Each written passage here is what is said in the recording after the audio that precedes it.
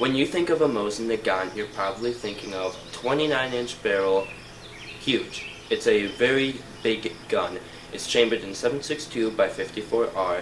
However, very few people think of this. This is a carbine version of the Mosin Nagant.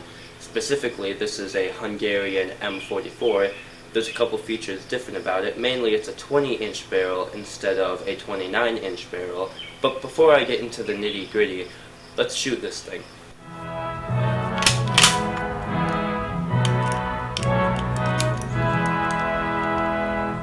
United forever in friendship and labor, a mighty republic will ever endure.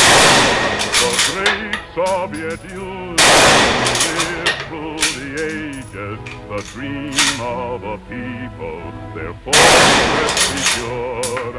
Long live our Soviet motherland, built by the people's mighty hand. Long live our people, united and free, strong of friendship, pride by fire. Long may our crimson tide inspire, shining. So that is the Mosin M44. So that was the Mosin M44. Let's talk about some more. So this is a carbine version. As stated before, it is a 20.2 inch barrel.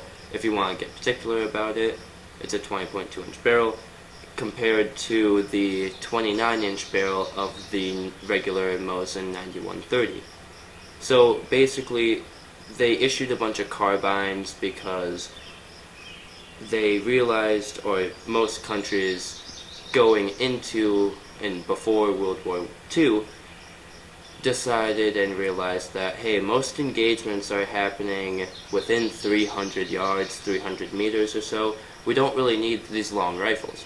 So they decided to cut down the barrels to roughly 20 inches or so on most carbines. I have a Carcano M38, which that one is roughly 20 inches or so. I think it's technically 22 inches. But anyways, you're starting to see a lot of carbines, you're starting to see a lot of smaller rifles, you're starting to see SMGs implemented.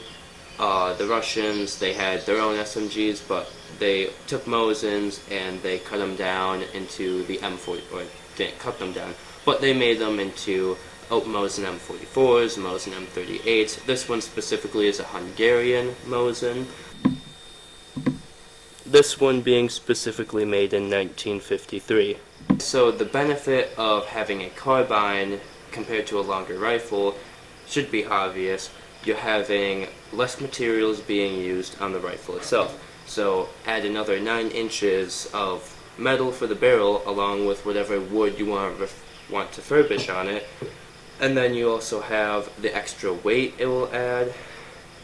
And you didn't really need that range all that much. Most combat engagements were happening within 300 yards. Now, one thing that is added to this Mosin that makes it different compared to any of the other carbine Mosins is the bayonet added to it. This was specific to the Mosin M44, to my knowledge. It's a side-folding bayonet, and a comment on one of the shorts actually asked if carrying this bayonet around on the side of the rifle would have cut any soldiers carrying it, or could potentially cut any soldiers carrying it. No, it could not, because there is a groove in the side that this bayonet will go into, and so you really cannot cut yourself, or cut anything. I put this rifle into case sleeves and stuff like that, so it's not really, I haven't cut that, so I would assume it wouldn't cut any soldiers. If there's any Russian soldiers watching this that got cut by this, please let me know, and I will correct my statement, but it is very low that you are going to get cut by this, plus the sides are not sharp at all. You're mainly poking with this rather than slashing. Which, speaking of poking, so we're going to test the stabbing ability of this Mosin using the freshest of waters from Flint, Michigan.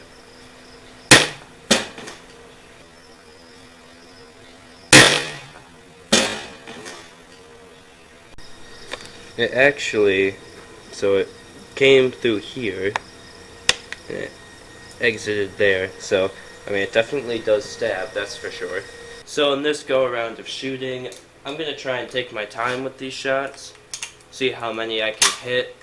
The target is at 25 yards, so it shouldn't be too bad. Let's see. Alright.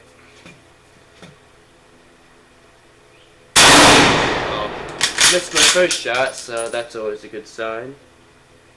Ew.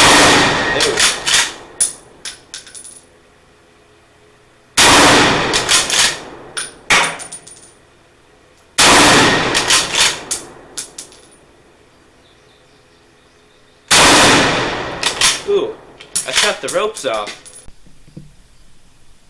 So either I shot the rope off, or... Oh, yeah. I think it just... because I had this going through the hole, and I think it just twisted off and came off, but... Anyways. So just looking at some of the hits, doesn't do too much damage to the steel, but that's not a testament to the round being weak. But, yeah. Pretty cool. So, that is the Mosin M44. Quite a cool piece of history, quite a cool gun in general. Really like it. It's probably my favorite military surplus gun so far that I've actually shot. The Carcano is going to be up there, but I have to find ammo for it, and that's incredibly hard to do. I could probably find 1,000 Carcanos before I found any ammo for it. So, Mosin Nagant M44 definitely up there. If you think the Mosin M44 is pretty cool, please consider subscribing. We have something in common, because there's more videos to come on really cool military surplus firearms. Just firearms in general. I have a bunch of guns to check out and shoot. So please consider leaving a like on the video, subscribing. Anything you can do, sharing it is very much appreciated. I really like doing this. It's a fun little hobby, but any support is appreciated. I appreciate everyone who's stayed this long and watched through this video. So thank you all, and I'll see you all in the next one, hopefully.